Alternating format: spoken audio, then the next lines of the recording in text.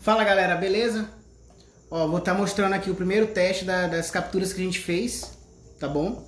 Eu fiz 4 capturas baseadas nos timbres que eu tenho, né? Então assim, eu fiz a captura do meu timbre base do Dream, timbre base que eu tenho do Dream com Morning Glory, timbre base do Dream com o Bonsai da JHS, no modo TS10 e o Dream com Angry Charlie, tá bom? Aqui são só as capturas com um pouquinho de reverb.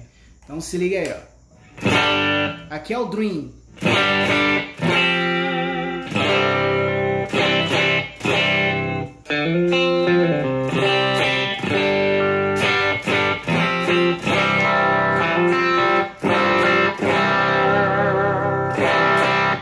Beleza?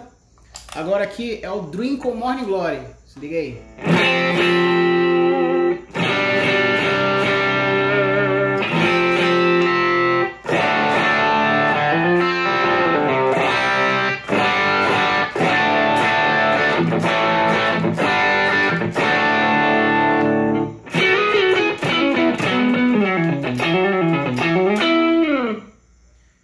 Agora, Dream com Bonsai no modo TS10.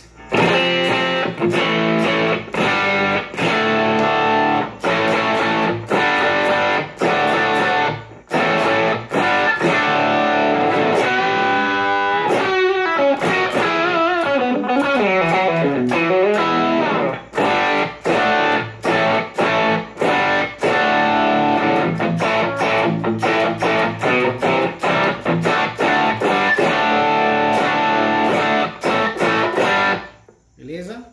E agora a última, Dream com Angry Charlie.